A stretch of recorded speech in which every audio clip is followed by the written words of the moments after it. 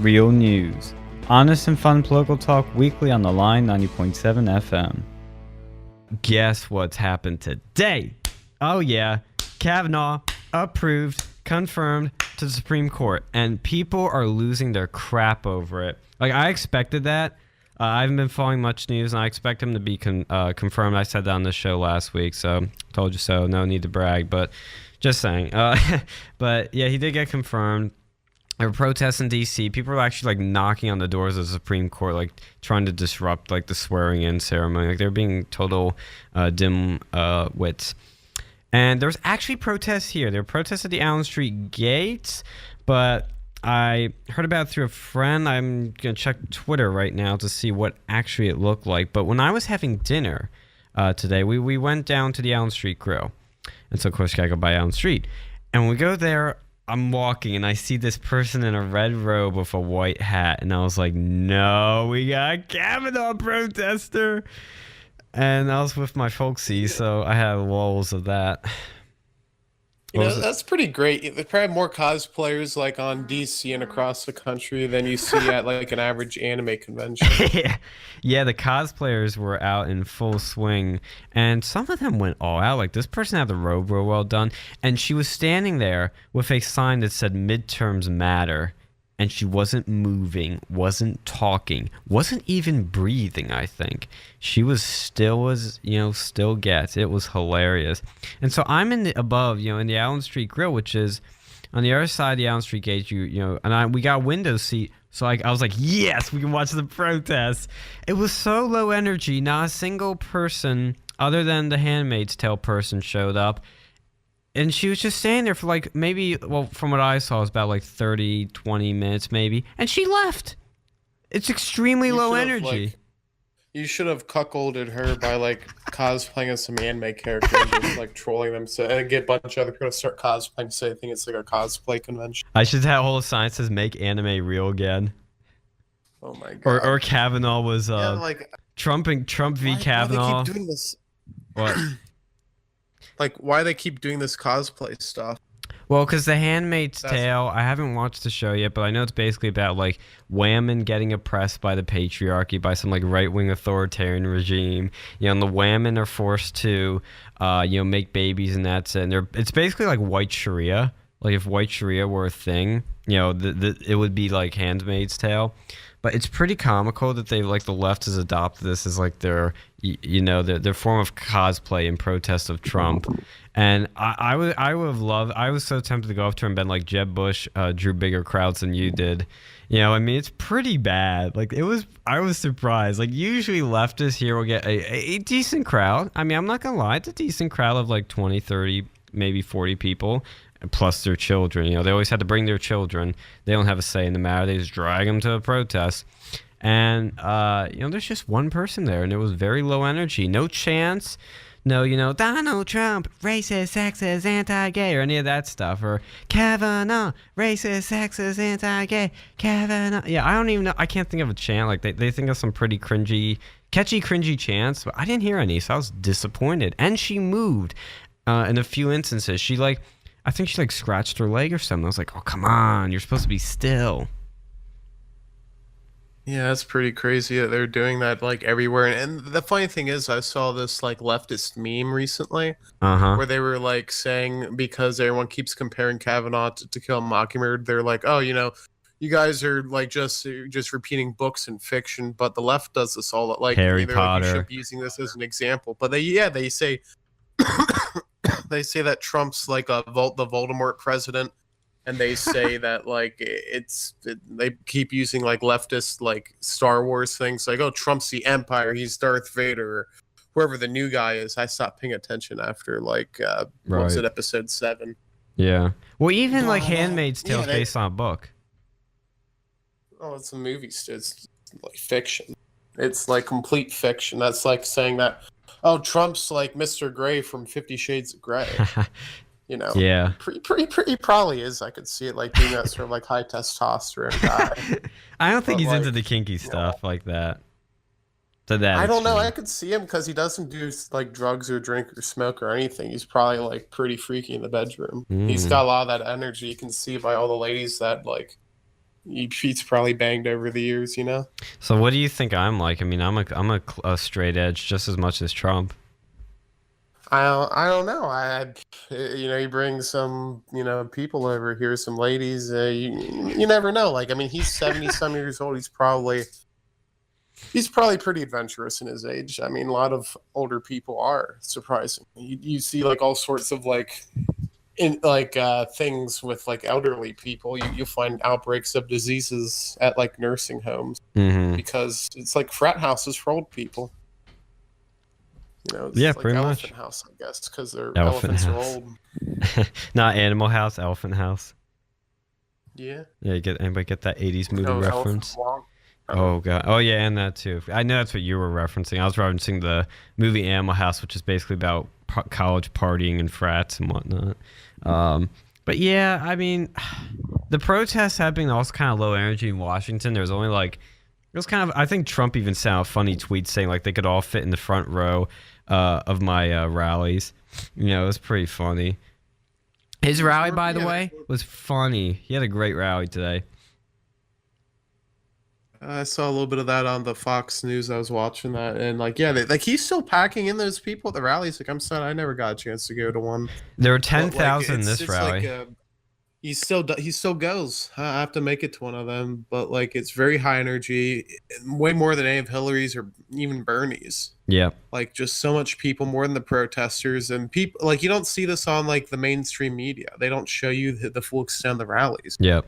They're going to try to minimize it. They're like, oh, only this many people went to Donald Trump's inauguration, but then look at how many rallies he has, like all across the country. You still see like thousands of people there, and like probably hundreds of thousands. You could, if he had one at Penn State, I bet it'd fill up the whole Beaver Stadium. Oh yeah, I mean, he's able to pull a crowd no matter where he goes. Like, it's pretty impressive. And a lot of times, like, they always have you get tickets so they know how many they're expecting in case they have to move to another venue.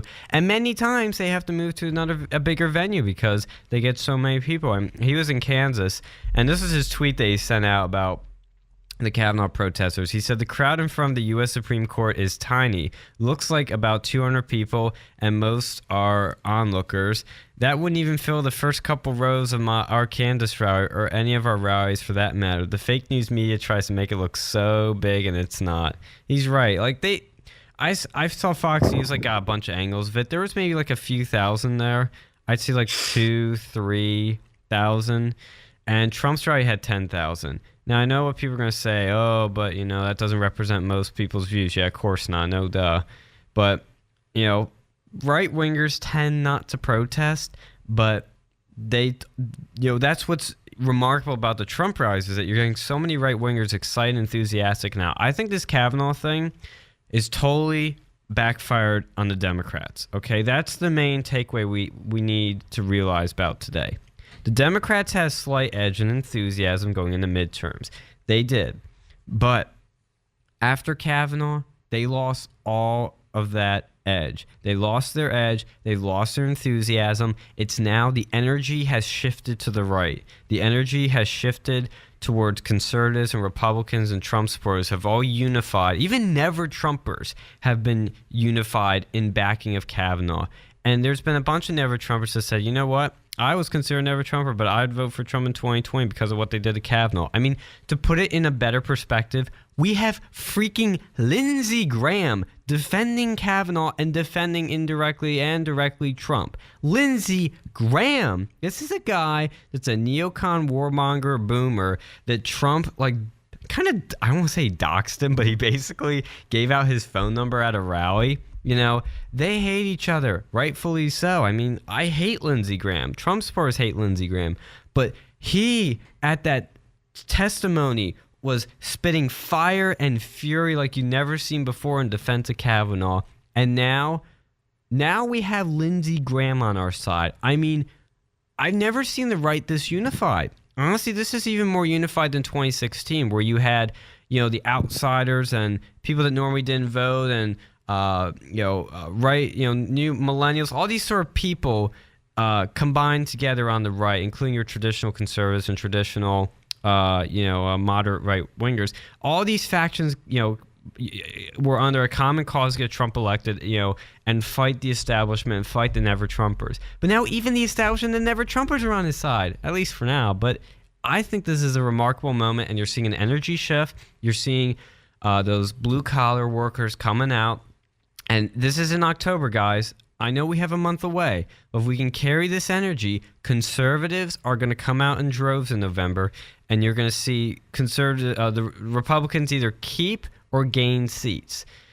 I think they're going to probably have about the same margin as they do. They might maybe lose a seat or two or gain one or two, but I think it's going to be about the same. But this is really fascinating now because this blew up in the Democrats' face, and I think they're starting to realize it because now they're pointing the finger at Avenatti, blaming him for this. So it's really interesting to watch.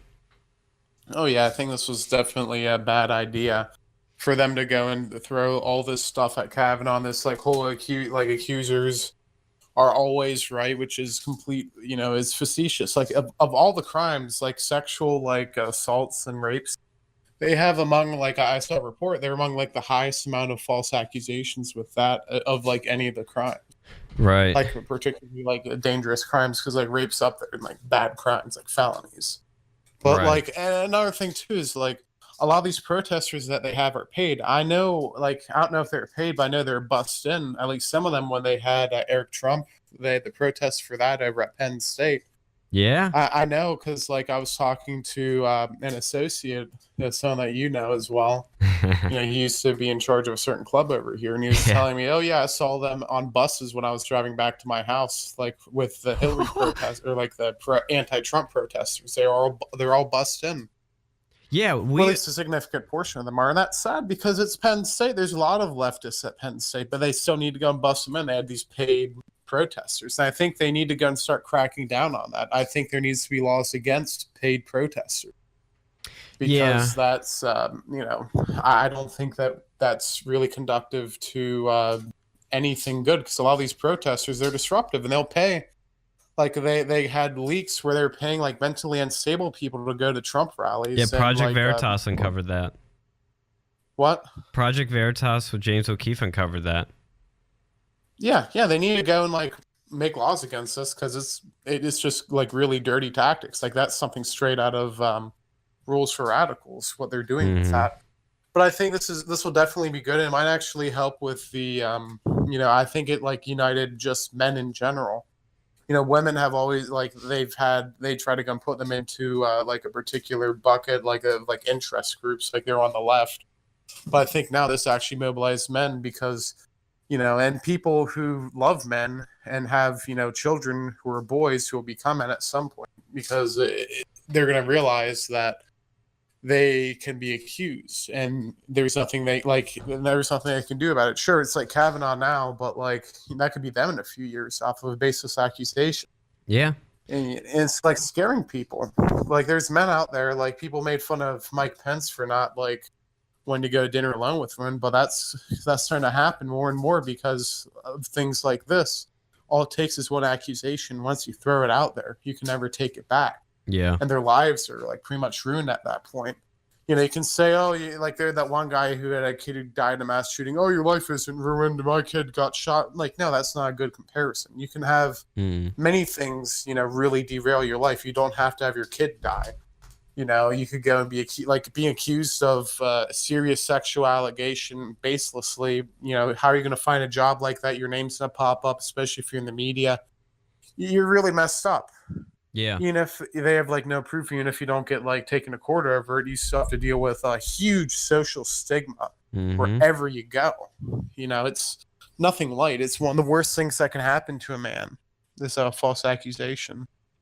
Yeah, and it actually scared me a little bit. I'm not gonna lie, because I think I said on the last transmission that I've been looking. I don't know what I'm gonna do with my life, but if I want to become a public figure in some shape or form or some capacity, I gotta look out for this crap now because I've never done anything, remotely bad. I'm not saying that to sound like a Puritan here, but you can contest that like I said, I'm a straight edge. I'm pretty clean with everything. I don't want to do anything bad. I don't do bad things. But that doesn't matter anymore. That doesn't matter. I've never drank alcohol. But guess what? That doesn't matter. If I run for public office, or if I'm like trying to be a CEO, or trying to, maybe do a show or something, like, it doesn't matter. People are going to throw accusations out there and be like, oh, you were a heavy drinker and you raped women. No, I never did that, and I never would. But they'll throw it out there anyway, regardless, because an accusation sticks now. They know that in this, Me Too era, that we can just throw accusations, and we have to hashtag believe all women, and, all men are evil now, apparently, according to some circles. But it's very dangerous, because with Kavanaugh, nobody corroborated any of these stories, and yet half the country is crucifying the guy. I mean, that's a scary precedent of guilty till proven innocent is what they've put forth now. And that's what they've unleashed, like a genie where you can weaponize sexual assault against people to take them down. If you don't like them, weaponize sexual assault. That's what their motto is now. Like I said, if I want to run for something, like let's say I want to run for a office, they're going to throw that at you to try and take you down, because they know it sticks. They know it looks bad. Well, this wasn't the first time they've done it. Like, they did the exact same thing to Roy Moore, and no one cared back then because he was a strange guy. Well, yeah, and they did to Clarence Thomas. Well, yeah, but Roy Moore, that was more recently, and it was the same exact sort of thing. It was, this happened like 30 years ago or 40 years ago. And they're like, Roy Moore's a pedophile. They had that one show with the Borat guy on there. He was like, he interviewed Roy Moore, and he was like poking fun at him for that. Yeah. And there's no proof. There's no real evidence. Like, I think the only evidence they had was a yearbook. Same thing. They literally did the same thing. Yeah. To Kavanaugh. Well, at least with Roy Moore, I think just don't buy yearbooks anymore. Like, if you have a kid, tell them just, no, I don't want to be in the yearbook. I don't want to have any quotes in there if you have a male kid, because it's going to be used against you in a court of public opinion, if not the law. I think the guy from Atypical doesn't want yearbooks anymore too. but no, like, seriously, like, yeah, like this is really gonna blow up in their face, because Kavanaugh, he may have been more moderate beforehand, but now I think it's like, he's irate now. He's, say goodbye to Roe versus Wade. I think. Hopefully. I don't think so. I think he's gonna keep a level head and put his job first before emotions, but I don't know.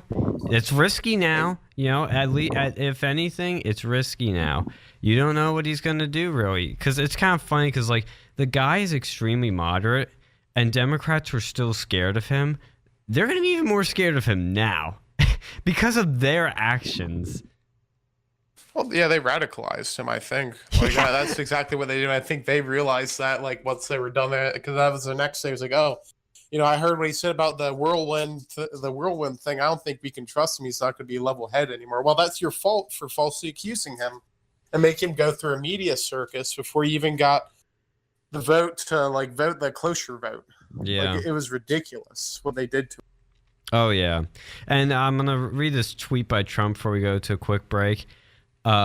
Where he was talking about what you were talking about earlier with the Soros paid protesters, which always sounds like a right-wing conspiracy, but it's actually true. There's actually a lot of protesters that have been paid for by Soros, so you can connect the dots and get right back to Uncle Georgie Soros, the emperor. So Trump tweeted out this red pill. He said, the very rude elevator screamers are paid professionals only looking to make senators look bad. Don't fall for it. Also, look at all the professionally made identical signs. That's always a key to spotting a paid protester. Paid for by Soros and others. These are not signs made in the in the basement from love. Hashtag troublemakers. I love his Twitter. I mean, that stuff is great. Oh, I love it. I mean, you don't get this crap from Jeb Bush. You don't get this from Rubio. You don't get this from Cruz. You only get it from Trump. You only get it from real, honest people. There aren't these political hacks. I just love it. You don't get this even from Rand Paul. I'm sorry, you don't. Even though he does say some pretty good stuff, but you might get it from Ron Paul. Yeah, you might get it from Ron Paul. Yeah, he's. Well, yeah, you saw his one tweet. Yeah, that's a bit too woke for this transmission. Oh, that was funny.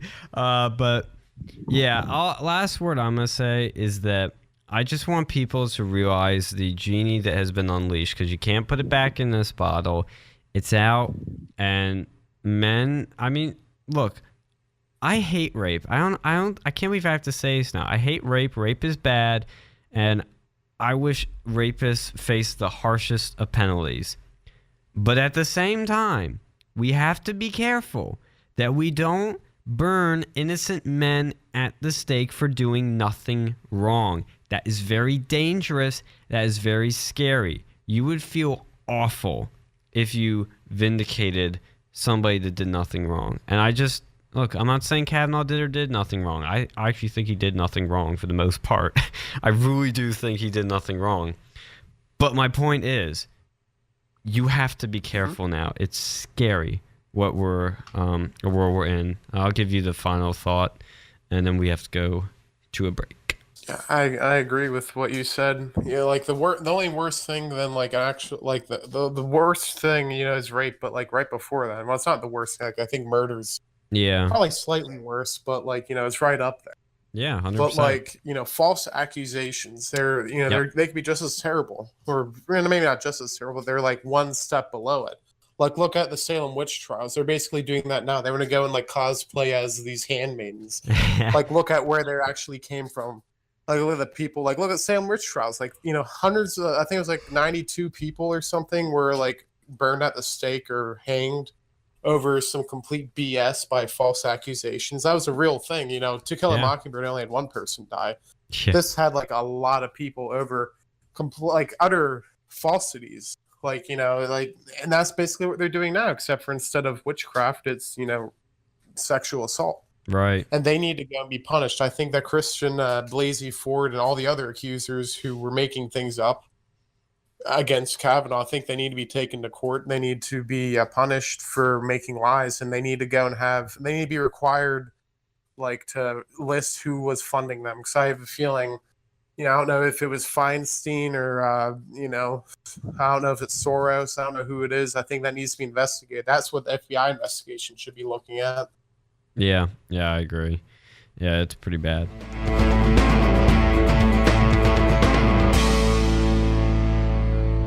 Earlier in the week, amid all the Kavanaugh news, which has hijacked the news cycle for the past 2 weeks, Trump used the power of tariffs to get exactly what he wanted, which is a new trade deal called the USMCA, United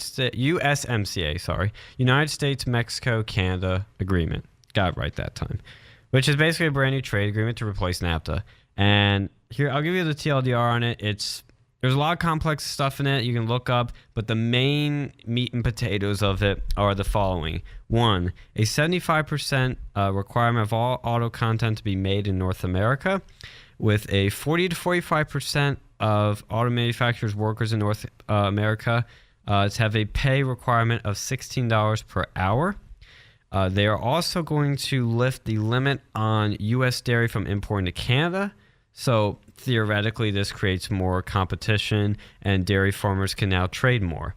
And they will also lengthen the time of drug patents so that other countries, specifically China, India, and many others, can't steal drug ideas, not necessarily stealing, but kind of stealing, and then manufacture them for cheaper.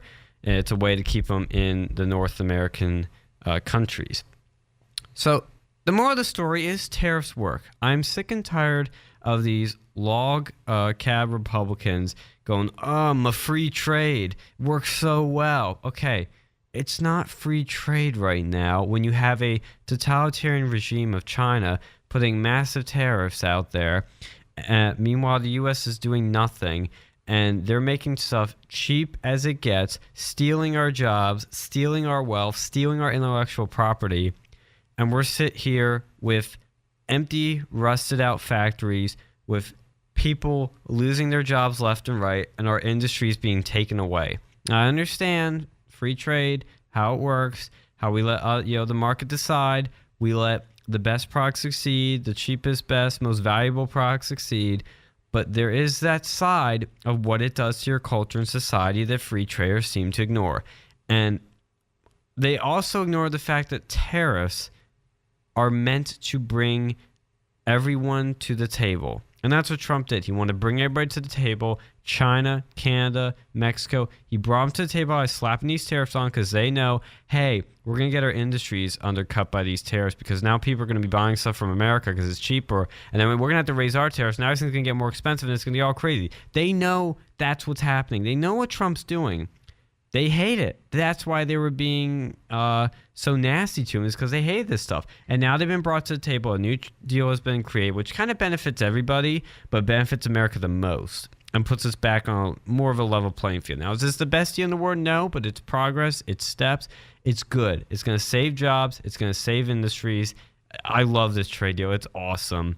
I know you aren't entirely familiar with it, and I think that's the fault of the media to blame because they haven't been reporting out much. And it's a very complex thing, so they don't like reporting complex things. But I broke it down the basics of it. There's other stuff in there, like a sunset clause, where I think every 16 years they have to meet to renew this thing or renegotiate it. So it'll be, hopefully this gets passed by Congress and becomes an actual thing. But I love it. I love it, love it, love it. Well, see, I mean, I have a couple of concerns about that. Like, one, the thing with like the medical, like the drug stuff, that kind of has me concerned because like, like the prices of drugs in America, like they can get like incredibly high. True. And I mean, I know that's like a really huge issue that involves like R&D and all this other stuff. But like, I think what this might end up doing is like opening up the ways for like drug smuggling, not for like cocaine and heroin, but for like, not for Advil, but for like cancer medications and like AIDS medications, because like it would be so expensive in America. Like I know they had that like one drug that Shkreli got like infamous for. It was like $1,000 a pill or something, but like some guy in Australia was able to go and make it for like $1 a pill. Yeah. But I don't know. I think they need to go and like figure out a way to go and like renegotiate how that's done on like on the world scale, because it's not fair that America has to go and deal with the incredibly high price of drugs, but every other country gets it for very cheap. Do they? And yeah, like that's why like healthcare is so much cheaper, because we do all the R&D for it. That's true. And like you can find the patents for it, and so like other countries, they have this universal healthcare and they do all these other things, and they're able to get it for a lot cheaper. Well, not than what we do as America, because we have to go and deal with the R&D for the drugs, and that's where most of the drug costs is. It's not the materials. The materials are like really cheap. It's like maybe $1 or $2, maybe like $10 at the most, but like the actual like the bulk of the price of a pill comes from the research that goes into the medications and like the clinical trials and all this other BS. Not BS is important, but like that's like a whole issue in itself. Well, yeah, you're definitely right. We do a lot of research and development, and we subsidize all these countries' military. We're paying for their defense, and they're small countries, so that's why they can do universal health care. But at the same time, they're still paying very high taxes to pay for this universal health care. So it's not exactly cheap, and they have long wait times. It's not exactly the best. But no. I'm not talking about that. I'm just talking about the actual drugs itself. Well, I don't know if the drugs are actually cheap over there. I mean, I'm going to take your word for it. But at the same time, our drugs, yeah, they can be very expensive. But if you're letting all these other countries like steal their patents and whatnot, these drug companies are now going to spend more money on fighting this stuff, and they're going to waste more money, so then they're going to have an excuse to raise drug prices, and you have a lot of theft happening, which can also create bad drugs, bad versions of it that aren't really up to sniff.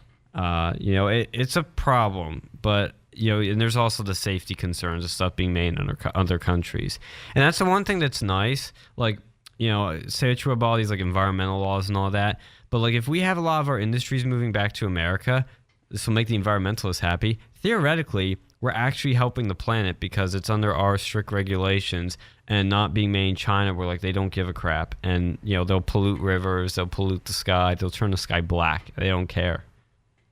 Well, yeah, but that, like drugs, like usually manufacturing of drugs doesn't really cause all that much pollution. It's yeah, like, I know. the problem is like Strong the analogy. R&Ds on the US, and like the patents might only like last like 5 or 10 years in like Europe, and once that's over, they get like generics for like 5 cents. a Right. pill instead of like $50 a Well, pill. I That think and there's but a like in America, it lasts significantly longer, well, I think and there's a that's like the provision. issue. Especially once you get like the Shkreli drug. The reason it was able to be so expensive is because it was a rare disease, and those have even stranger like requirements. Like I don't even think they can make generics for those for like significantly longer than a regular like disease, like for regular like diabetes or something versus like a really rare immune disorder. Yeah, well, I think it does stuff for generics. I'm gonna go check right now, but it's yeah, they're really undercutting like the big takeaway from this thing uh that I think people need to get out of is that it really undercuts China. This is helping Canada, it's helping Mexico, but it's also helping America, and it's hurting China. China really doesn't like this. Um, Well, yeah, they deserve that. But my other concern is the what was it, $16 an hour, for like 40% of for auto workers. manufacturer. I don't like that. I think it should be $10 an hour, Well, no, it's for 40. honestly, It's minimum. well, no, it's for 40% of their workers. They have to pay $16 an hour, and many of them kind of already do that. So it's not the biggest requirement in the world. But the idea is that it incentivizes companies to keep their workers here and to make sure they're paid well. Because when they lower the tariffs, when they lower all these other things, they're gonna want to bring their jobs back. When corporate taxes are lower, they're gonna want to bring them back here. But at the same time, they kind of undercut it by making sure their workers are paid a little more. I can see that. I mean, I think one of the issues that's causing people to go and like move to other countries to manufacture things is like the unions. I think if we disrupted those, like the auto unions, because they're what I mean, they killed the British automotive industry. They used to have like a good industry, but then like they had the unions like start to go and get involved with the workers, and they kept going out on strike, and that's why you don't have like a British Leyland anymore. Hmm. That's why what was it, Land Rover's made by some like Indian, it's like owned by an Indian company now. Yeah, it is. And the same thing happened in the US. It's like these the unions, they keep like wanting to increase the wages and all this other stuff to make it like unprofitable for us to make it on our own soil. And I Hmm. think that what he did, that was like one step that would help, but I think he also has to address the union problem and like maybe cut back on some of their ability to just strike and stuff. I don't know how you deal with the auto unions, but he'd maybe have to like bring them to a negotiating table and figure out something, because it's in their best interest to have people make American like cars in America, or else if you're a union, you want to have your workers employed, or else you're not getting any money. Hmm. But I don't think, at least from this, I don't think they even talk to them. I think that'd be important though, and to address the union issues. Yeah, yeah, that can definitely be an issue, and the thing for generic drugs, I think, is also going to be a bit of an issue with, because I know he's. Here's the thing: it's like I know what he's trying to do. It's just I think every positive comes with a negative, in it. Like with the drugs, like yeah, they're going to be made here now, but they're going to get a little pricier, and probably generics aren't going to be as easy to make. Like, hopefully that can be fixed. And then unions, the other thing with unions is that they use a lot of money to lobby politicians. I think unions are like one of the biggest lobbyist groups.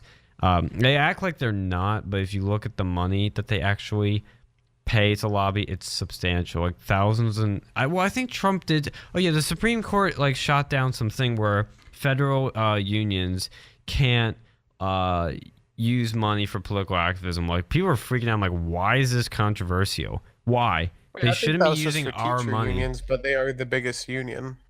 Yeah, and it's like, I can understand like, teachers unions, all that. Maybe if they agree to spend money to lobby, like I understand, that's fine, I guess. I mean, I just don't want lobbying in general. I understand that some lobbying is good, but most lobbying is bad. It's I'm gonna sound like a leftist, but it's really the elite controlling and rigging the system and preventing the little guy from having a voice, because you don't have the money, they do, and they're gonna make politicians do whatever they want. Well, no, I see a big difference between like, the NRA lobbying and like the teachers union lobbying. Like the True. NRA, you don't have to be a member of the NRA to work at whatever, and like at a school, but to be a member that like a school in many states, you used to have to be a member of the union. and even like some of the states where you don't have to be in the school union, you still have to go and pay them dues, and that was very important for Trump to, for the Supreme Court or whatever to shoot that down, because like that's not fair. Because then they like if you are required to be in a union to work somewhere, like they shouldn't be allowed to go and lobby politicians, like Yeah, I and agree. lobby people to vote for candidates. Yep, I agree on that one. Like I can understand why they have like some say, and like the unions have some say like in politics, but I don't think they should be able to go and like say not to vote for this candidate. Like it should be on an issue by issue basis at the most. But like yeah, I still don't like it if you're required to be in the union, like the teachers union. Like anything public sector I disagree with. If it was a Hmm. private school, then they can do whatever they want, but if it's a public school, yeah, I don't think that you should be required to go and make teachers be a part of the union or pay the union dues. Yeah. Okay. Grind the vote. Oh my god. Sorry, I just paused something on an app. It said grind the vote. Isn't it funny Oh how? God. Yeah, I think you Oh know what God. I'm I can on. only imagine what app that is. Well, I think it's funny how all of these. This is such a tangent, but I have to bring it up. Have you noticed how every tech platform has been shilling for people to come out and vote? Like Discord, Google, Apple, Spotify, dating apps, YouTube. I'm trying to think about Snapchat, Twitter, Facebook. They've all been having these banners saying register to vote. That's unusual. They don't normally do that. Am I wrong? Oh, oh yeah. This is a leftist tactic to go and get like neckbeards to start voting. Usually don't give a give a crap. Like honestly, I think that there should be more requirements to vote. I Like disagree. call Elias, but I think you should actually be contributing to society to vote in some way. Like I think that's what the founders had the intention of like doing. That's why there was a Senate. Like I think that you should have like at least from one of the houses. I think you should like have to be independent from like you have to be like making your own money. Like you should have to be able to registered as you're not dependent of someone else to vote at the bare minimum. Hmm. Preferably you should like not be you should have a net positive, like you're paying taxes, you have like a Pause. real job, you're not on like if you do have some sort of social security benefits, you make more money than like you pay in taxes still more than you get in benefits. Like I don't know, that might be a crazy opinion, I but think it's wrong to do that only because now you're literally giving the wealthy way more power. Like they already it's not have the enough law. power, now you're giving them more. I just don't see how that's going to help anyone. Well, no, it's not the wealthy. It's the middle class, like the people who No, actually have a job and live on their own. I don't think that like, no, I have friends of mine who like live in their parents' basement, and they don't have a job, and they go to school, and they barely go to school at that. I don't think they really should be voting. Like honestly, I think well, the the voting government age should probably be raised. their politicians represent them, so therefore they should have a say in my view. Because if the government's meant to represent every citizen, then every citizen has a right to vote them in because they are representing them. That's the way I look at it. I mean, I know like that's where either you. I mean, none of this stuff is gonna change. That's why I don't really care too much about it. But if anything, raise the voting age to 21. But I don't like that because then I wouldn't have been able to vote for Trump. So. Well, I mean, I'd be fine for that because I know a lot of leftists wouldn't have been able to vote as well. Probably more than young Trump voters. But like, see, I think there's a big difference. Like, if you're going to college, all you're doing is you're not really contributing to society at that point. Once you Or if you're graduate from working. college, or like, even if you don't go to college, if you join the military, you'd be allowed to vote if you had a job after high school and you didn't live at your like parents' house. Yeah, but what's the definition of contributing to society? Because some would argue that if you're at college and you have a job, at the same time you're contributing to society. Or you could argue even if you're at college, you're contributing to society through volunteer work maybe. Or you're at college and that's still considered contributing to society. What I'm saying is like I don't see how you can define these things properly enough. And I don't want stupid politicians and lobbyists drawing the line of who can vote and who can't. Well, no, it'd be easy. Like when you do your taxes, you are labeled as dependent or head of household or single. It would just be as long as you're not dependent, you'd be able to vote.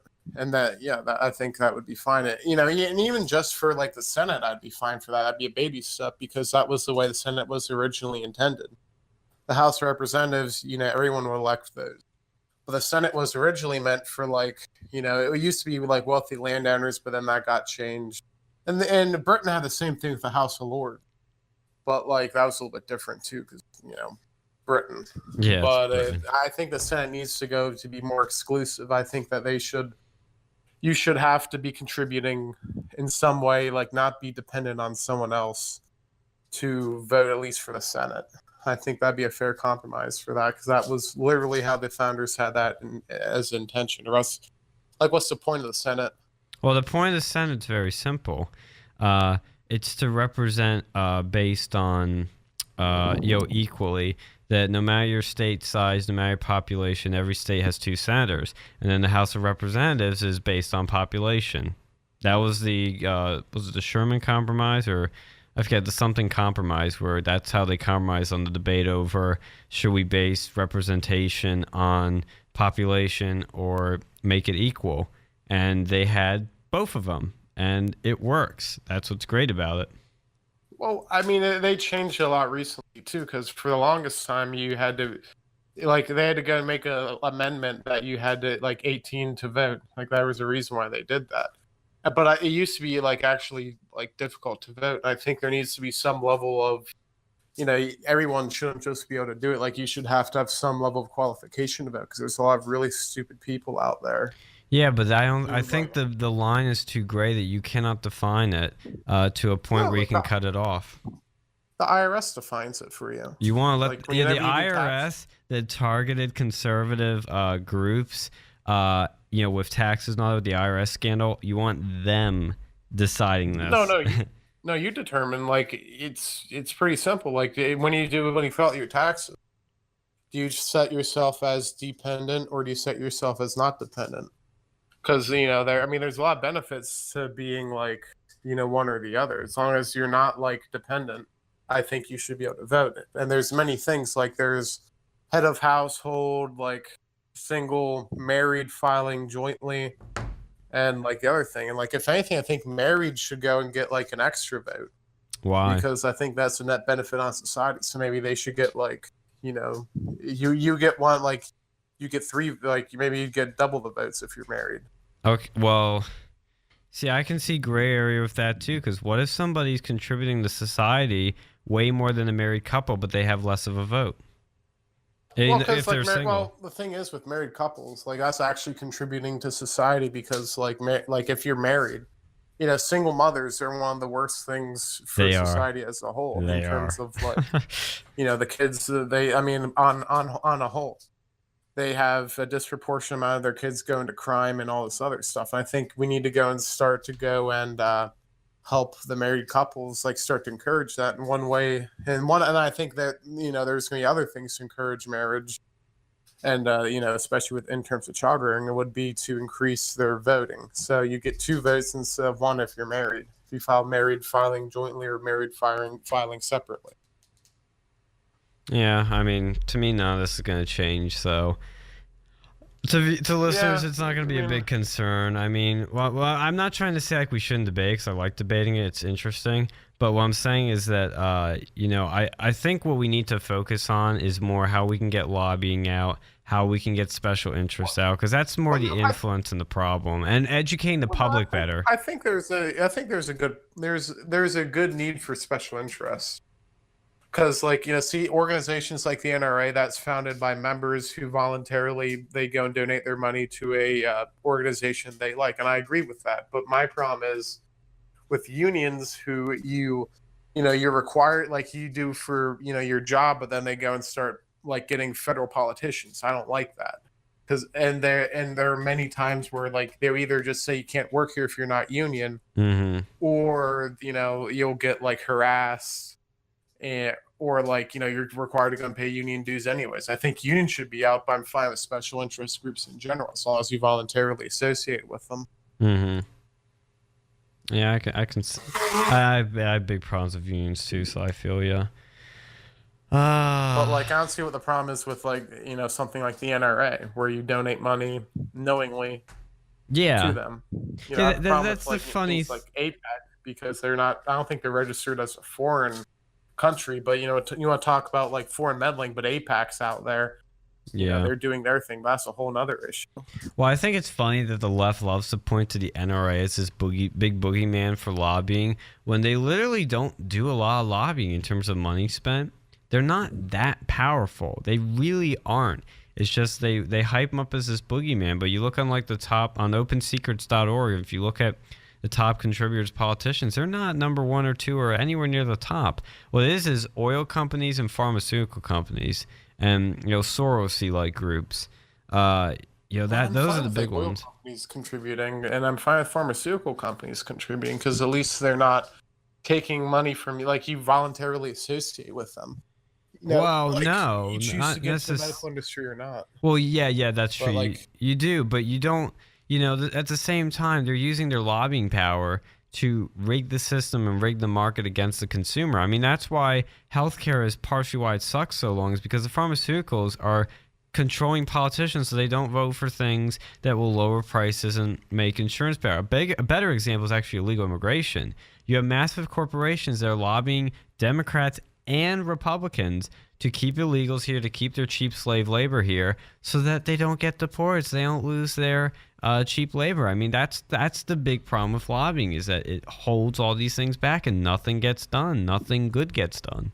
well, no, like the people can just vote them out. Then You can't. you It see doesn't that they're matter. like, It doesn't matter. You vote out well, when Rubio. they primary, you go and vote in the It primaries. doesn't matter. They And get. if you see that the one person's like pro legal immigrant and the other one's not, you go and vote for the one that's like not pro legal But none immigrant. of them are, because they'll That's say that in the campaigns, and once they get there, boom, they change their vote because the lobbyist power kicks in. Happens all the time. That's why nothing's gotten done until Trump's come in, and Trump has threatened all these people, and they've started to kind of like go, maybe we'll do something, and then they don't. Like the wall. The wall still hasn't been funded because these people are getting tied up.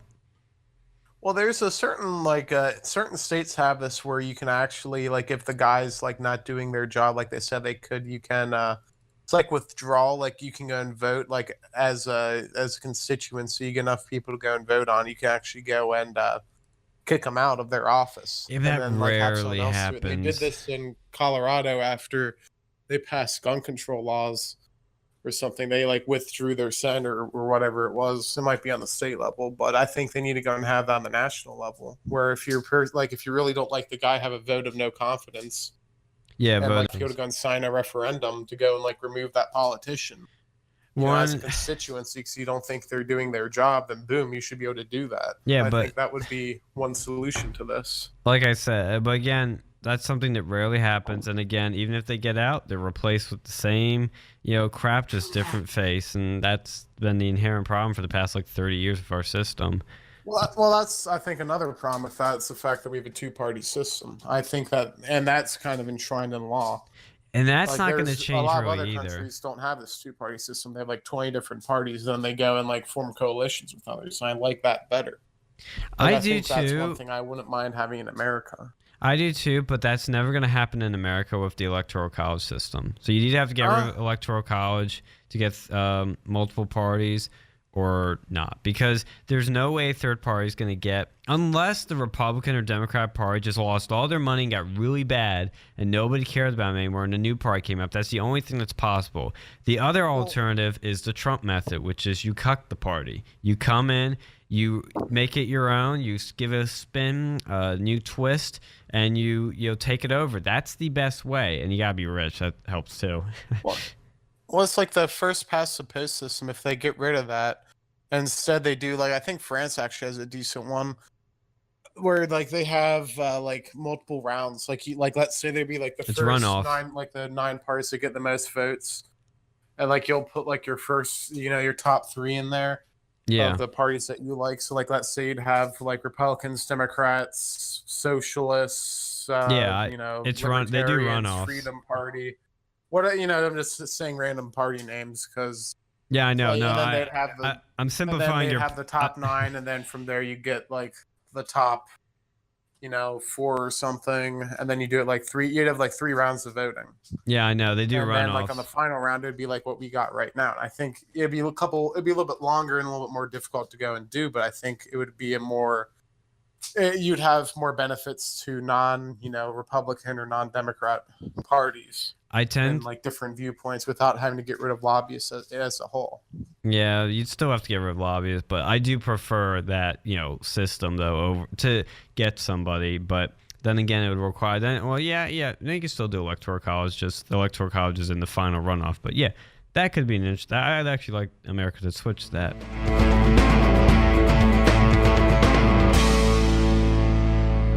We are going to talk about some free helicopter rides that were happening on the weekend. If you were at the Ohio State game, you probably got a free helicopter ride or not. Because what happened, I wasn't there. I was at the tailgate. I'd never been to a tailgate, so I wasn't going to go to this one. We were actually watching Atypical when this happened. We were in the theater watching an autism show. I kid you not.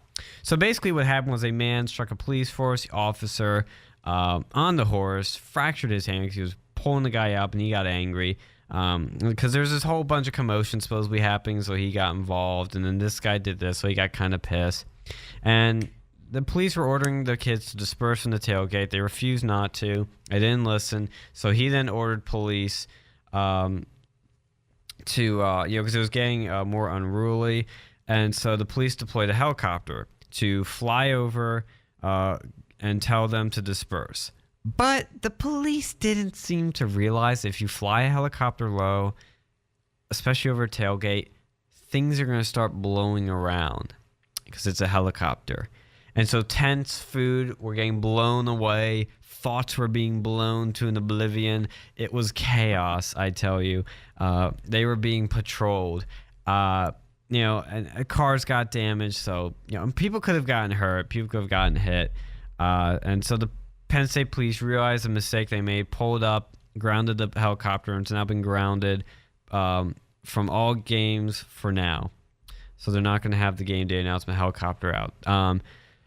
Big takeaway from this, in my view, is that the only thing the police did wrong is that they didn't fly the helicopter lower. They should have flown it lower. I'm kidding, of course.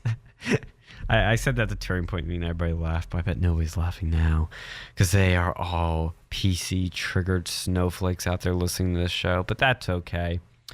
Anyway, what I'm trying to say is that obviously this was a bad move and it was stupid. I understand their intent, but why do people just have to act so stupid and get drunk and act stupid all the time? Like, I'm not saying I know it's a tailgate. I'm not trying to play the game of they asked for it. It's just like if Penn State didn't want this to happen, they could just ban alcohol at tailgate. Like they get money from this. I'm honestly surprised it's allowed. Especially after the frat stuff, that they allow alcohol at tailgates. Like it's one of those things that they have bizarre rules in my view. They're kind of I assume underage drinking is not allowed at tailgates, right?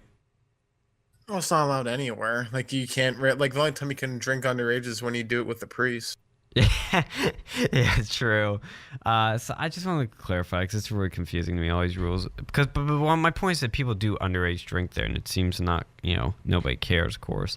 But it's just, I know I'm a straight edge. I don't want to sound like a whiny little, party pooper, but I get really pissed off at, stupid jerky drunks that just get drunk and act irresponsible, destroy property, and be just, raucous and annoying. It's just, you people don't make the situation better. When they tell you to disperse, they tell you not to do things, and then you just keep doing things, It's just, I'm not trying to be a radical centrist here and be like, both sides are wrong, bro, none of the sides are right. But really, they kind of weren't. Well, no, I think the police kind of went overboard. They should just arrest people at that point. Yeah. Instead of doing the helicopter thing, and I think this is really an issue with the militarization of the police force. Right, I like the militarization of police. Why do they need a helicopter? We don't live in Baltimore or Detroit. Yeah, but they were complaining about the state college. You really don't need a helicopter for policey things. Like I think they could have done this, by just walking over and arresting the people. Like it would have been a lot simpler. And if I was a car owner, if I like a Mercedes over there, or God forbid, one of the various people of Asian descent who has like like $200,000 Lamborghini Gallardos over here, which Yeah. there's a couple, at least Yeah. last time I checked. If I had one of those, if I brought my Lambo to the tailgate, which I would never do, and with like my G-Wagon, which is also incredibly expensive, Yeah. and there's a helicopter that was like slinging crap all around it and like banging it up, I'd be pretty upset, and I'd try to, like, I wonder like if they'd even be able to go and sue the police department for that if they weren't involved in the mischief. I don't know, but Because I mean, if they damaged it, they should be able to sue them. theoretically, yeah. I mean, I don't see, because here's the thing about militarization police. First of all, it's not as militarized as some people hype it up to be. And this happened after 9/11, mainly because they want to have all this equipment at the ready everywhere in case something happens. And that's why I think it's justified, because if they didn't have this equipment, something happened, you could hear the people go, well, you should have had a helicopter. Could have saved the children. Why didn't you do it? You're going to get that all the time with these sort of things. And it's like, you're never going to please people no matter what you do. So that's why I just say, I mean, like, maybe... what situation are you going to need a helicopter for in state college? Well, like, let's be real here. I'm no expert with... The apocalypse, maybe? I can understand that, but, like, I don't really see the point of that. Well, I think for like if there's a high-speed chase in the air, they use helicopters. I mean, I'm no expert at what the police use equipment for, but if the police say they need it or want it, fine. The high-speed chases, it'd be like they've actually done studies on this. It's better just going to let them drive away, because like if you start chasing them, you put other people at high risk, because you're making these people go and drive faster. And as long as you get their license plate with, given the amount of cameras we have now, it's not very difficult. They just take a picture of their license plate, and you'd be able to go and do that a lot less deadly. Right. Yeah, I just think there's better ways, to get rid of a raucous situation, to tone it down, than fly a helicopter. I mean, if they flew it lower, maybe it wouldn't have been as bad, but I'm just saying. That probably would have been worse. Yeah, I know that's a joke. Lower. Yeah, I know that's my joke. Should, like, if they're gonna fly, just fly it up there and just shoot tear gas at people. Yeah. I'm surprised they did. Probably would have been less damage to like property, to be honest. It literally. They're just. Yeah, you're right. They would just deploy tear gas, because they would just gas the place. Full gas. Yeah, you're right. Honestly. So, I think we covered that one enough. So what's your story? You were DMing me stuff. I haven't really read it yet. What's been going on in the YouTube sphere, the YouTube drama? Well, there's actually a couple things that went on. I was listening to, the Kill stream a couple weeks ago. Not a couple weeks, a couple days ago when I was going back home. And, apart from more mundane Matt revelations, which are always fun, yes. there was a very interesting thing about this service. You can find this on the App Store. It's called it was what was I'm trying to go and find the name of it. Oh, BetterHelp. That's what it was. BetterHelp. It was this like it's like a therapy thing online. And like the thing is, like they even say in their terms of service that they don't guarantee that these people are actually like licensed therapists. They don't check them. You're required to go and do the homework yourself to see if they're even like actual therapists. Mm-hmm. And it's like for online, and like people, and they advertise as $35 a week, but like I think the only way it's that cheap, from what I understand, is if you buy the whole year up front, and that's like very expensive. And a lot of times people will be trying to go and reach out to the service, and they won't even get a live human on there. And I also checked the website, like they don't help, like your insurance won't pay for any of it for the most part. Like no insurance really covers it, 'cause it's probably a scam product from what I've read. And like they don't have as many therapists as they would need, given the amount of people on there. And then the therapists themselves, I checked out Glassdoor reviews. They were complaining because they only get paid like $30 an hour, which is really low for a therapist. And like a lot of times they'll be like according to some like reviewers, they had like robot answers for this stuff they're paying good money for. Then they'll set up a, live, or not live, like a live chat, like a live video feed with the therapist, and Mm-hmm. the therapist will be like, "Oh yeah, I'll have the time at 6 o'clock," and then they'll keep canceling it, and they'll just Oh. like won't even show up. And they advertise like a 1 week free trial, and many people who canceled it within the 1 week free trial, they still end up getting billed like $200 for the first month. Mm-hmm. So how is So this tied into YouTubers though? because YouTubers were getting like a lot of these famous YouTubers out there, like let me go and see who it was. Bobby Burns, Ellie Mills, Philip DeFranco, Heath Hussar, Ooh. Boogie 2988, Shane Ooh. Dawson, and Chandler NW Wilson were all shilling for this products with affiliate codes. With affiliate codes for it, where they get paid like around $100. And Andy Worski, he actually showed for this, and he didn't even know what it was. Like he was on the stream there because they called him out, and he actually did a follow-up video where he acknowledged that this is a scam, and he was getting paid $200 per referral. He only got like 4 Wow. people or something, but that's a lot of money for a referral link. Yeah, And I'll like even say. like PewDiePie, he didn't do with this one. PewDiePie. There's another company, I forget the name of it, that does a similar product, and these YouTubers getting paid good money to go and hook these people up, and like they're telling, they might have depressed people in their audience, and they might think that this could really help them out. Then they go and sign up for this, and this company takes advantage, from what I understand, it like of these depressed individuals, and Mm-hmm. that's like really bad. If you have if you have mental health issues, you need to seek a real therapist, not this online therapy stuff. And they kind of say that on there, but like the way that like I've seen the ads for it, and it makes you think that this is like a real service, when in fact like this won't even work for a court ordered like therapist or anything. Like no insurance covers it.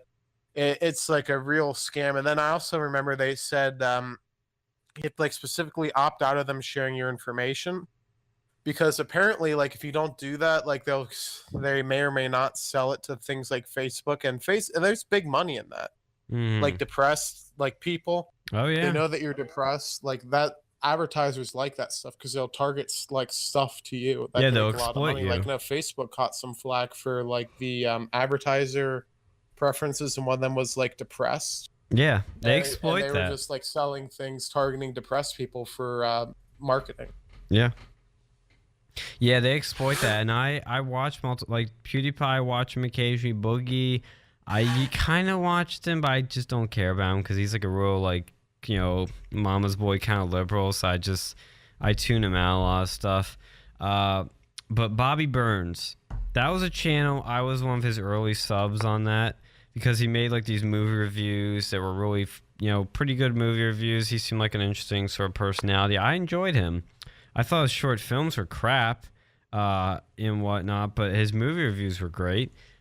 And his channel just like took a nosedive because he stopped making videos. And when he did, they were like vlogs and a bunch of like weird rap videos that he did recently. He's totally like he's changed his channel for the worse, and he's just gone really downhill. I mean, I think he's trying to change it back again, but his vlogs are really stupid and just like, well, you're not a vlog channel. I don't want you to be a vlog channel. You're not good at this. This isn't your thing. I'm not saying to stick to the same thing over and over again. I definitely don't want him to do that, but what he changed to was bad. And he's just kind of a strange character. I mean, he's just, I've always noticed there's something a bit weird about this guy. And he's got I think he's got depression and mental health problems. I know he came out of the closet recently. And I'm not saying anything that's bad. I'm just saying that, like, he's got a sort of, a self-destructing almost personality where he, like I say, stopped making videos and he's like always depressed and doing all kinds of other stuff. I'm like, it's kind of like I've seen a bunch of YouTubers that make like depression videos, like, hey guys, I'm depressed. It's been why I've been making videos, and I'm so depressed. I'm like, I understand, I feel for you, and I'll support you and all that. But it's like I'm getting really tired of all these YouTubers making depression videos. Have you seen this? Well, yeah, like I think even like Lacey Green did a video. I don't know if it was for this company, but it may have been this company, but I saw the video of it, and it was just like, really? Yeah. And it started out like, oh, I was feeling depressed this time, and they give you a script. Like Andy Worski even talked about that when he was discussing this. They give you a script and they said, oh, it's for a good cause, and they make a lot of these people, they don't understand it. They Yeah. probably never even used this. Like, I think a couple of them may have actually used it, but they were probably given preferential treatment. It's like Scientology. Yeah. Where you get all the celebrities who go and like say, oh, this is great because they get like the A-list treatment, but then like Tom the regular Cruise. person is basically a cult.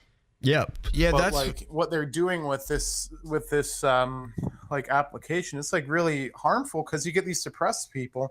They sign up for this product thinking that's going to help them, and then they end up like not getting service, and they get charged out the wazoo for not even getting help, and they think it's like a substitute for actual therapy. yeah. And it's not. Like, I mean, I've never had to go and use therapy, but if I was in a place where I needed to go and use therapy and I saw my YouTube idol using this, and a lot of these people, they might not even go outside, and that might be the only like kind of person they even hear anything from.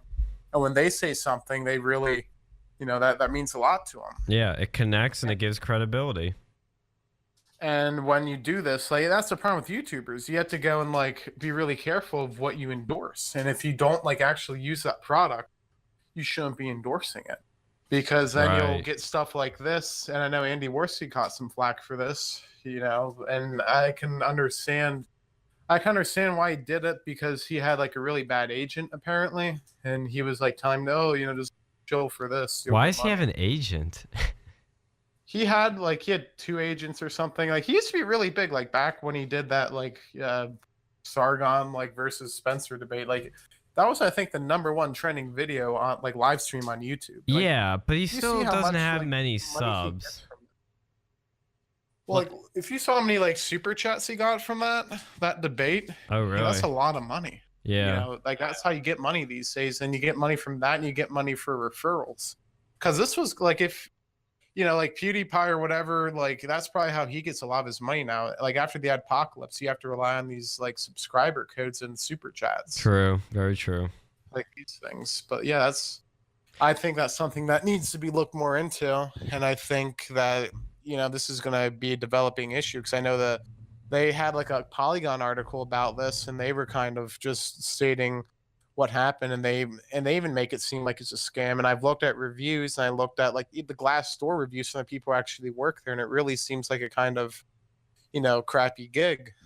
Mm-hmm. And the guy who's the founder of the company, even he started going to speak out. I was like, oh, I'm going to have to go and update the terms of service, because in there it says they don't know if they're actually licensed people, because they don't check it. Right. They say that on their terms of service. You can go and look that on look on the site, at least as of today. This whole thing kind of started breaking, I think, 2 days ago. Well, the terms of service says it's your obligation to look up the people to make sure they're actually licensed. Yeah. This is what interesting legit stuff. company does that? Yeah, exactly. What legit therapy? Yeah, what legit therapist will do that? What legit therapist doesn't take your medical insurance? Exactly. Yeah, it's pretty shady to me. Oh yeah. I'm glad especially you have been on this stuff big time. First with Candid, and now with what's this thing called again? Get Helper? It was BetterHelp. Look at the name of that. Yeah, BetterHelp. I remember it was, yeah, because it's better. That's Harmful Opinions. He seems to be on top of this, because he found this. He did a thing on this a long time ago, but just started blowing up recently. Yeah. It's just it makes sense, because look, there's going to be a lot of scammers out there in any business, but I guess now the YouTube scammers have been uncovered, where they're, especially this is a perfect example of a scammer, where it's a service that really doesn't exist, but they're getting a bunch of YouTubers to show for them. But now here's the thing, where is this company getting the money to pay these YouTubers, and what are they getting at? I mean, obviously they're getting, the money's coming suckers. from the people. They're getting they may pay $200 for this, but then people pay up front a month or potentially a year, and they might not even use the service that long, because from what I was able to go and read, you often don't even get hooked up to a real therapist, or they'll keep canceling, or it'll take 8 hours to respond to you, a generic response. Yeah, and I think it's interesting. I said, I mentioned Bobby Burns. Bobby Burns depression videos.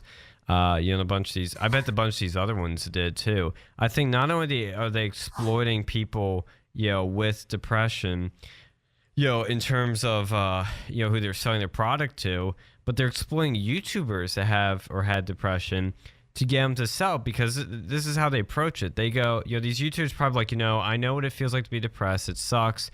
I feel good about this company. I'm gonna advertise from you. This company that definitely will do a lot of good. I've been in a bad place. I know what it's like, and I want to help people. So they're exploiting that aspect too. That's another thing to keep in mind. And like, look, I've been in bad situations too. I know what it's like, and I know sometimes if your favorite YouTuber is saying, "Hey, use this depression therapist. They're the best. They'll help you out. They'll make your life great again."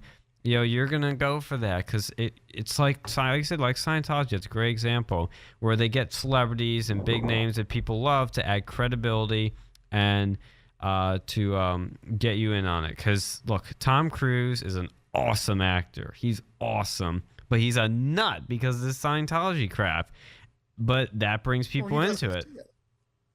He doesn't see the real size Scientology. It's like when you go to North Korea to visit. Like, have you ever seen that movie with who's the guy with the red hair who really doesn't like Trump? I mean, you're thinking of the interview with Seth. You're thinking of the interview with Seth Rogen.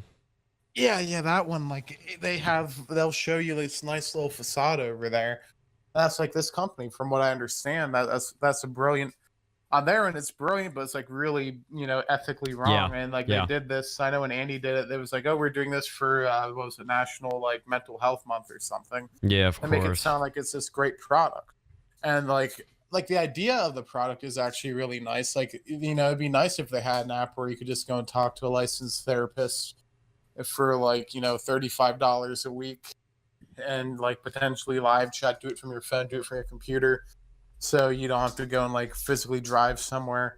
Even though I think physically talking to someone's probably the best way to do it. Yeah, I agree.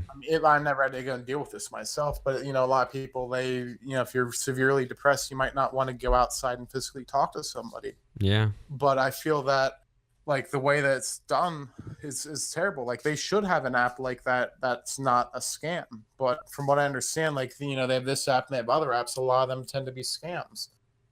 And and therapists in general, they're very expensive. I wish that they had a way that they could go and get people to streamline the process to become a therapist. Maybe have a lower level therapist where you could just take it would be a community couple community college courses, becoming an EMT. Why is it easier to become an EMT than a therapist? Speaking of EMTs, let's talk about the cuckold EMT in Atypical. What a show. I have to say, I agree with you actually a lot. I'm not gonna lie, didn't quite, I didn't think you were gonna be right when you said season 2 was actually a good show. It made the show good. But you're actually right. It's actually a decent show now. It gets addicting. It's the first season was a cringe compilation. It was watching the Jeb Bush campaign, but see. Season 2, it was, I won't exactly call it watching the Trump campaign, but it was interesting to go and watch. And it was every episode there was something that makes you want to get to the next one. They knew how to hook you in. And some of the things in there, of course, I think were a little bit over the top. And, one particular storyline with the sister I thought was a little bit much, but, they left on, there's 2 good cliffhangers at the end. And I kind of want to see how that goes. I'm actually looking forward to the next season of it now. Yeah, I know. Okay, so we'll go non-spoilers for a bit and then get into spoilers. But, it's definitely, the humor is actually funny at times. They toned down the cringe. They got rid of a lot of cringe. So it's not this walking meme, walking stereotype of autism. It's more accurate, where they incorporate stemming and they incorporate, the therapy group and a bunch of other stuff, but they tone him down a bit more so he's not so spurgy and just weird. He's more like a naturally autistic person, even though he's, it's hard to, you can't really define autism because it is on a spectrum.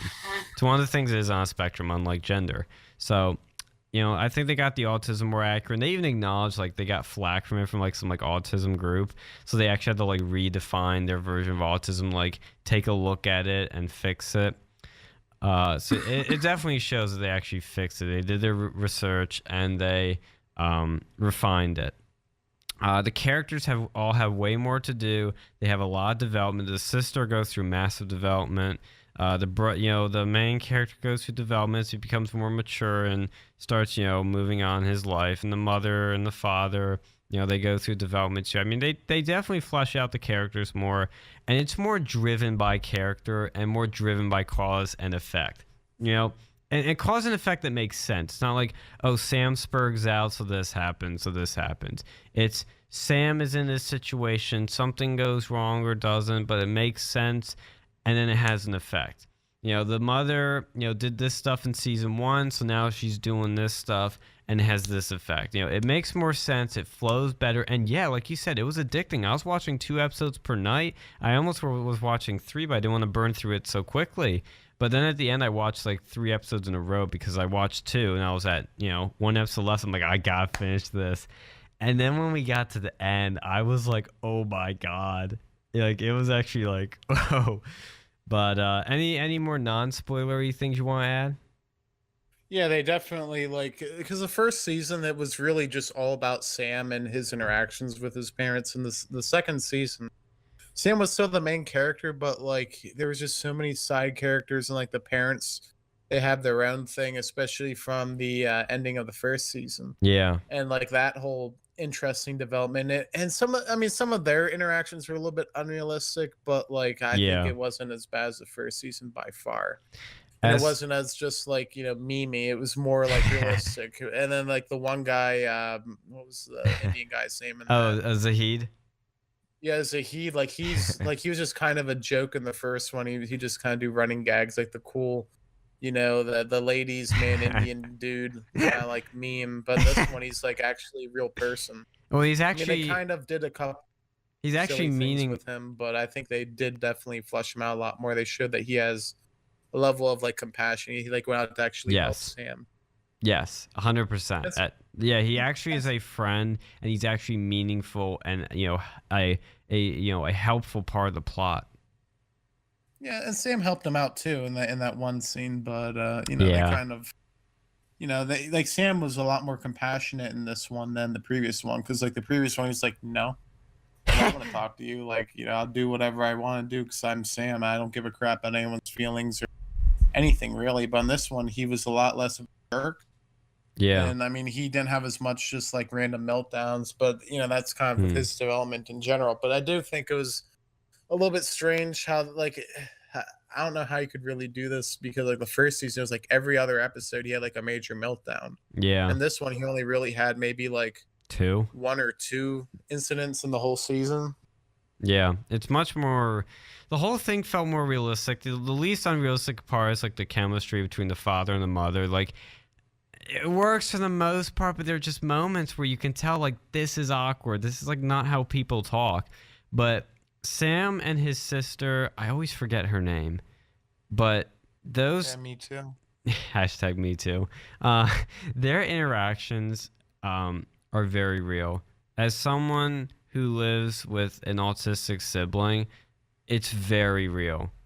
There's that warm compassion, hey, I'm your sister, you're my brother, we love each other.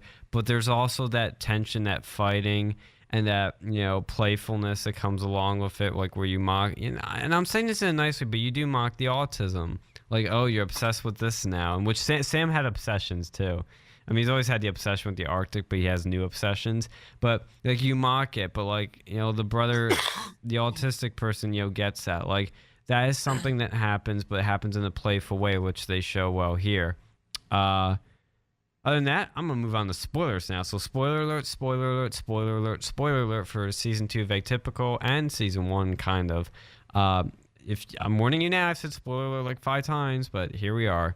So the big things that happen with the sister and Izzy is interesting, to say the least, because I first thought, they're friends, and I think, they definitely had some, connection there because they got really tight real quick. But the ending, it ends on the sister getting a little feel for the girl. She gets some feels for the girl. And when I mean feels... Well, see, yeah? I really didn't like that Izzy character from the beginning. I thought the first like real interaction, she was just a complete jerk to her for no Yeah. reason. I feel like that was a little bit unrealistic. But Yes. like, the alcohol scene, if you remember that one. Yeah, Where she yeah. just brings out like a bottle of vodka. Like, yeah, that's just like so unrealistic. No one just does that. Well, they were left in the principal's like- office alone. That doesn't happen. Yeah, they use like the principal's mug too. I'm like, okay, like they could have used that as a plot. Like that would have been interesting, I think, if they would have made that into like a plot device where, she gets caught, and she did get like caught with the alcohol, but the mom they could have furthered that a little bit more with the alcohol drinking. Yeah. But like they really didn't. At least I don't remember that. I don't think they did. Like they should have made that whole thing with the alcohol like she gets like caught at school, she might get expelled, but no, they didn't do any of that.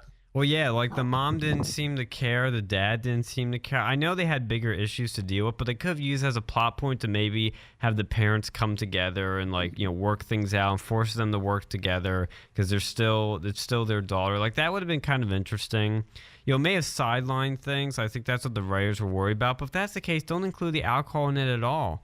Like you didn't need to have that then. It definitely their interaction at first was very unrealistic. Like people just aren't jerks that blatantly. And her name's Casey, by the way. I just remembered it. So Casey then, they become best friends with each other, Casey and Izzy.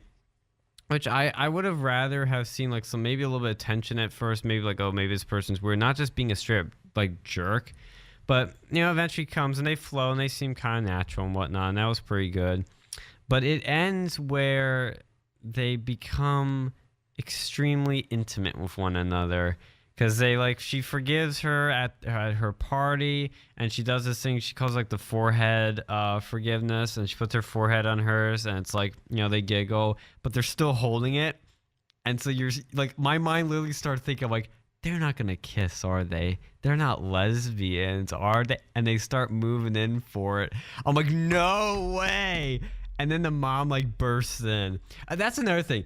Every like romantic scene in this movie is disrupted by the mom or the cuck dad bursting in. You notice that?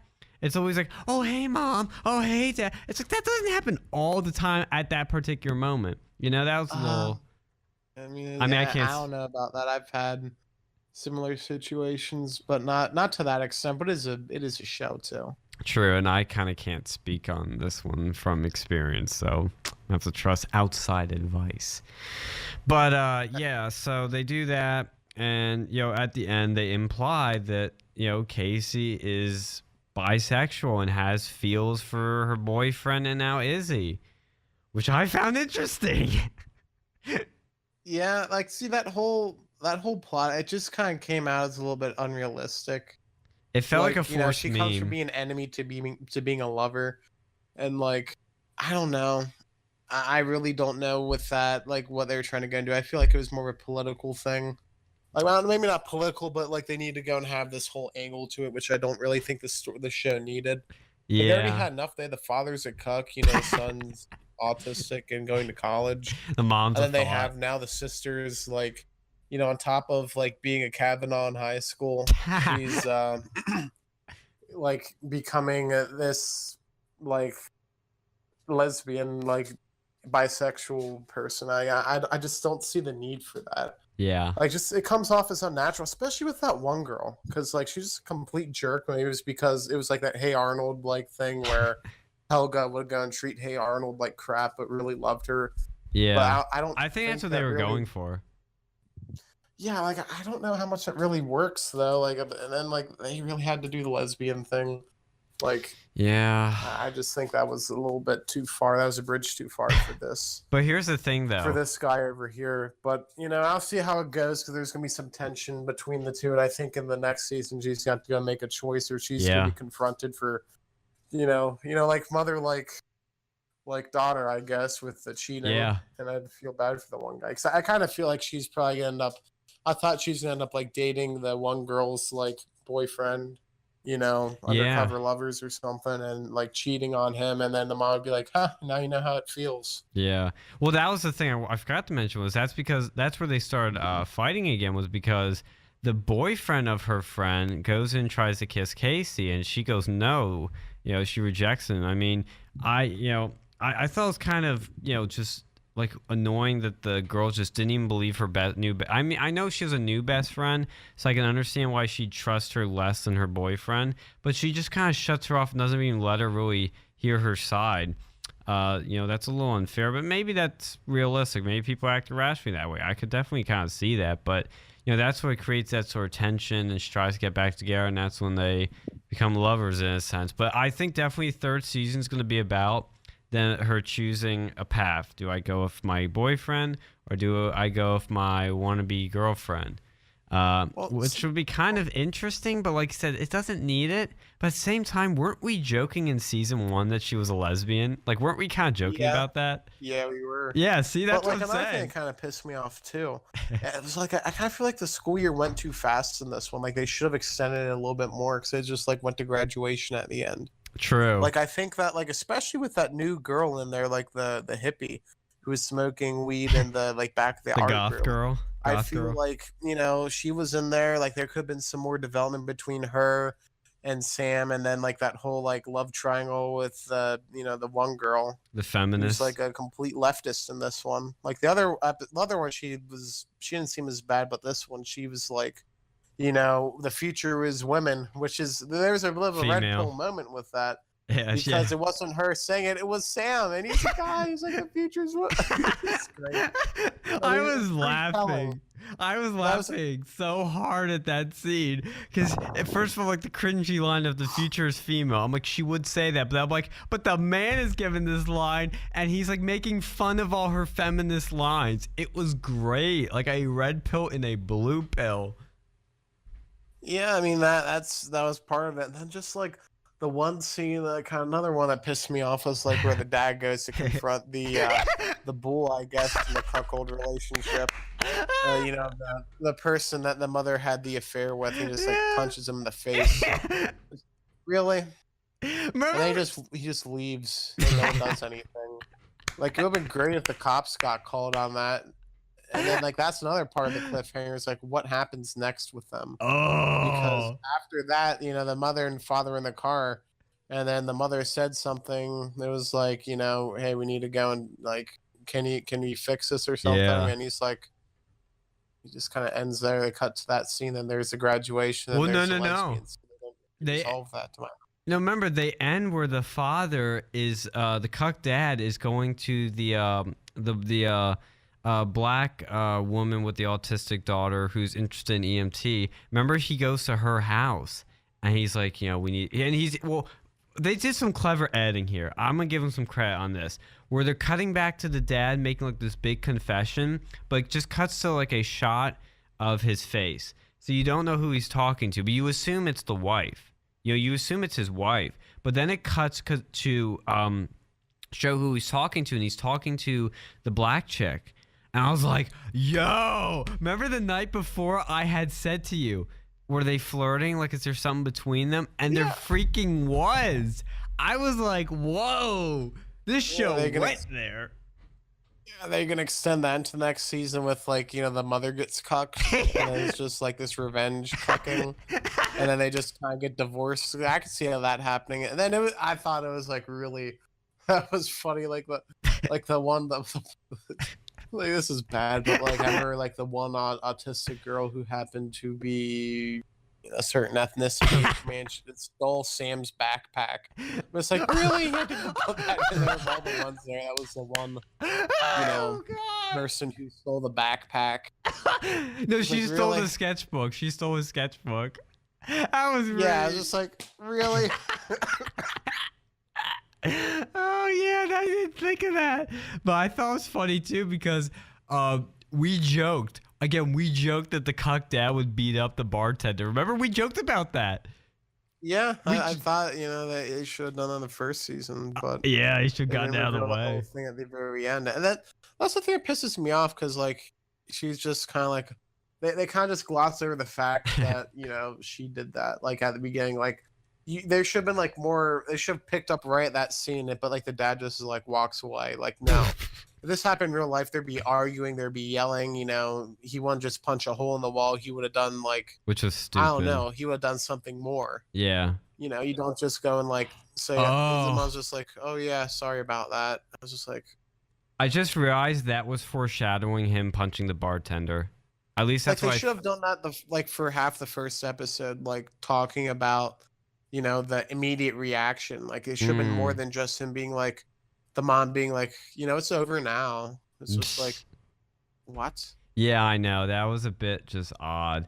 But I thought it was funny though, like because again, we joked about him beating up the bartender. Like I love how this show in the second season, like everything we joked about, like these crazy ridiculous things that would happen, actually freaking happen. And it's great. Like it's one of those like moments where like you want to happen and it does happen, and it's kind of satisfying. Even if it does or doesn't make sense, it's still satisfying. But I think most of it made sense. It's just I think the timing of it was a bit like it works, but it doesn't work at the same time. 'Cause like you said, I would expect them to do that earlier, but at the same time, they were kind of playing this thing out that, of course, he is a cuck, so I guess maybe he wouldn't do it at first. But they're playing it out that he's like, he can't really get over it. He keeps seeing the guy, and so he just kind of feels like he has to confront him. And like the scene where he pulls up with his car, he just pulls up. It's night out, and he pulls up. He's got this stern look on his face, and he turns over.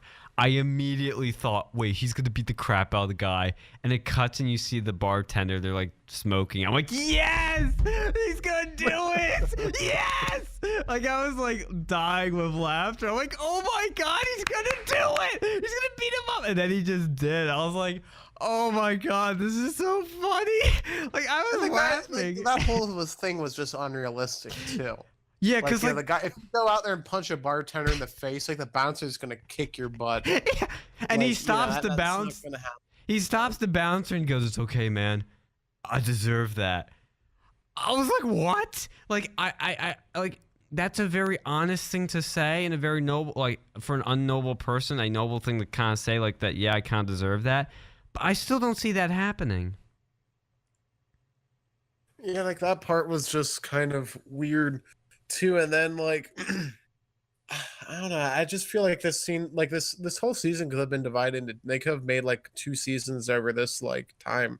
There's so much stuff that could have been developed more, like the whole thing with the pothead girl, the whole thing with like getting more used to the new school, because you mostly just see the track team in there, like, and then like the boyfriend of the one girl, of Izzy. Oh yeah. And then, like, I'm kind of curious, like, they're going to have to do a 3rd season, pretty much. Like, that's how it ended. Yeah. And I think they probably will, because a lot of people like this season, because they did a hell of a lot better job than the previous one. Yeah, But, it's like, a lot better. What are they going to do? Like, because Sam's going to be in college. And what's the sister? What's, Stacy or whatever? Casey. Gracie, whatever. Casey. Macy. Casey. What's Casey gonna do? Like, how are they gonna do this? Is Sam gonna have his own like offshoot just about him? He's got a spin-off. Like, how's that gonna work out? And then like the whole thing's a therapist too. Why does she still need to be in this one? Like from the old one, they had the therapist in there, and she was like, she was kind of done. Yeah. Like, I don't know why I really needed her, but then she came in there, and then like the fiance, and then she's gonna be a single mom now, and it's like, they didn't like that. They kind of promote this, single mom, wonderful, good. Yeah, she's Single like mom, embracing good, it. Yeah, she's like, oh, it's okay. My husband's not gonna be here, but I'm so happy about this. I'm like, why? You shouldn't be. There's no father. Ex-fiance or whatever. Yeah, true. I don't think they're getting married. Yeah, that's true.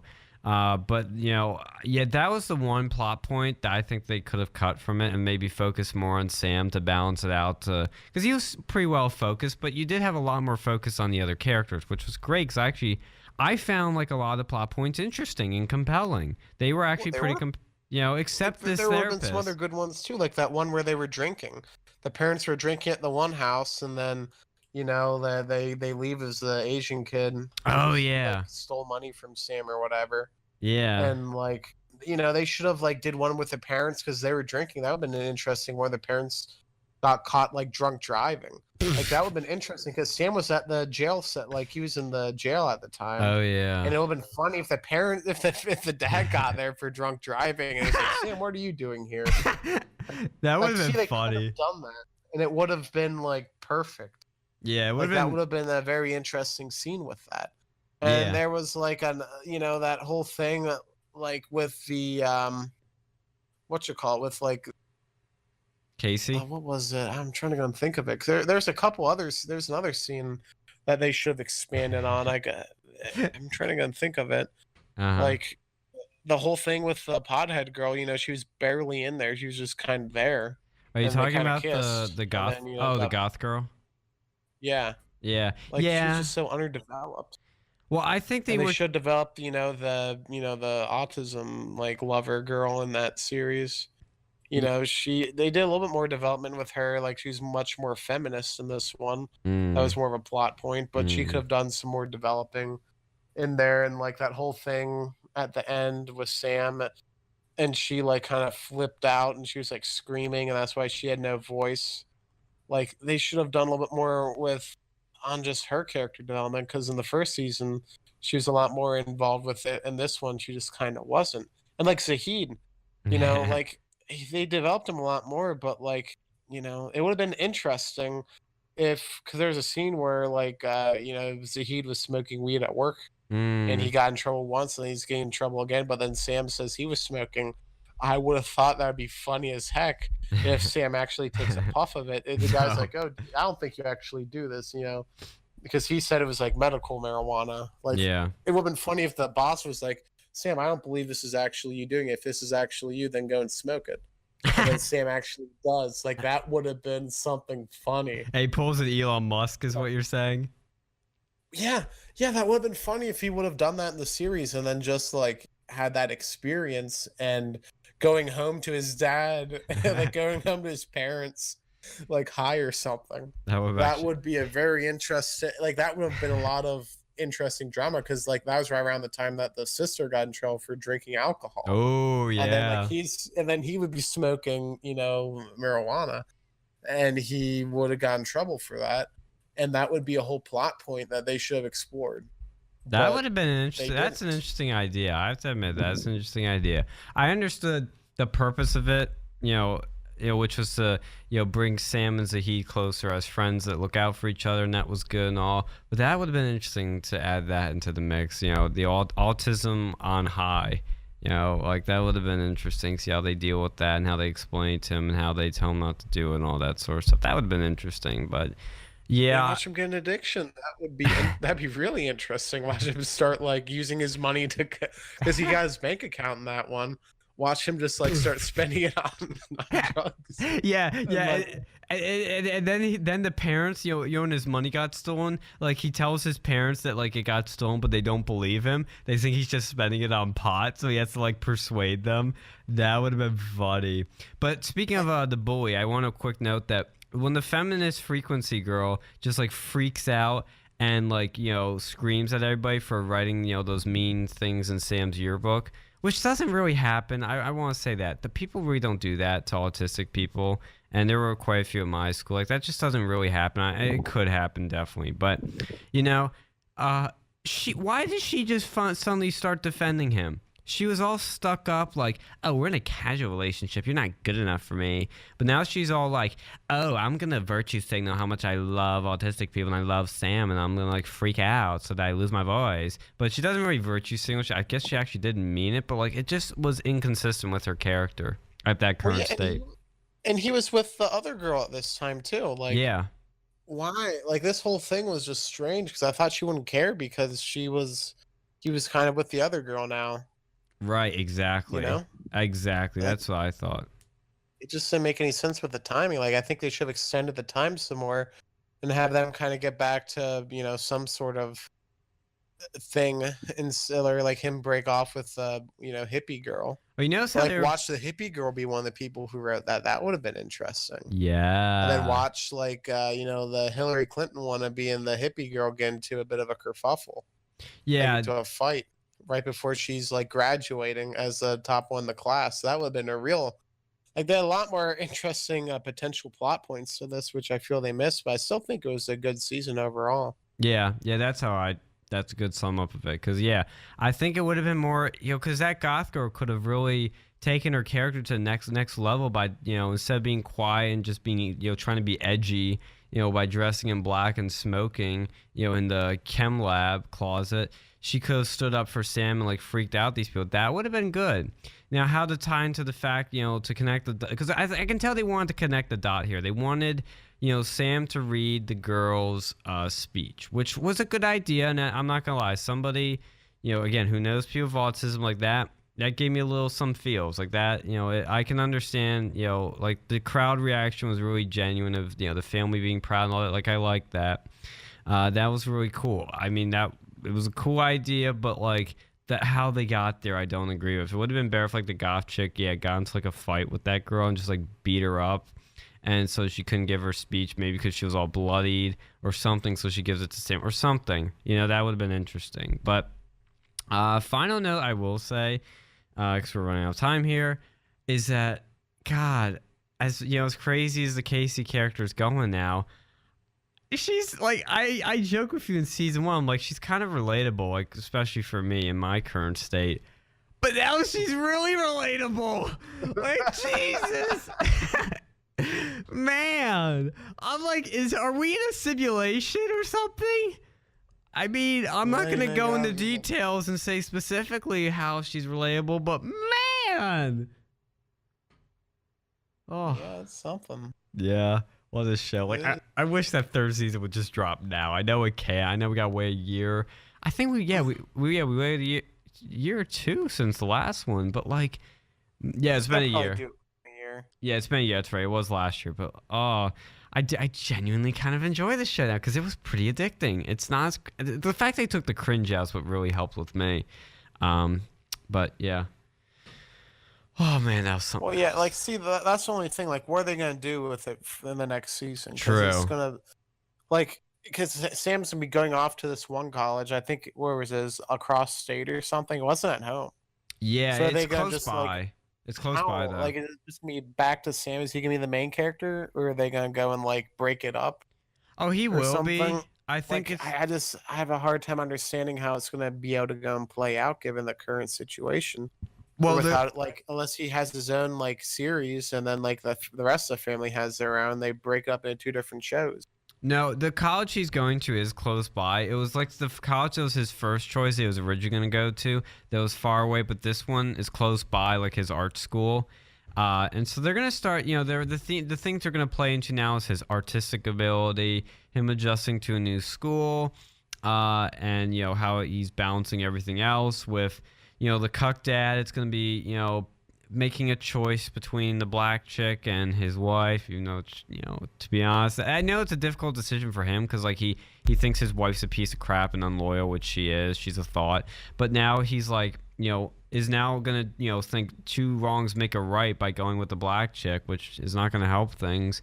But then at the same time, you have the sister has to make a choice between the boyfriend or wannabe girlfriend.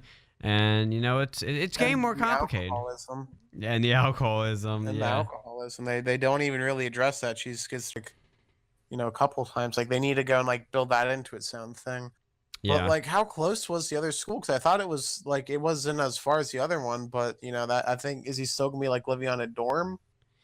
I don't know. I think he might be living at home, but we'll have to see because maybe he does go to school. He lives at a dorm, doesn't like, and has to move to another school. That might be what happens, but we will have to see. So I would recommend Atypical season 2 if you want a little laugh. If you have people with autism, it will feel relatable. It's definitely like wade through the first season so you have all the background, and get to the second season where it starts getting decent, and just watch it. It's just such a fun little show. I'm not gonna lie, it is kind of fun. Even though the humor really doesn't hit it at many times, just if you really have nothing else to watch and you want to watch a Netflix show, just watch Atypical. It's pretty interesting. I enjoyed it. Yeah. Yeah. Yeah, I'd give this season like a 7.8 out of 10. Oh, now actually I'm gonna raise up. I'm gonna give it an 8 out of 10. I'm gonna be kind of generous. I'm gonna give it an 8 out of 10. Yeah, I actually once you started, you can't stop. The other one would be like a 6 out of 10. I would give this one an 8 out of 10 as well. They could have definitely improved some things, but all in all, I think it was well worth my time. Yeah, I agree. So I recommend it. Thank you for listening. We'll be back next week with more real news.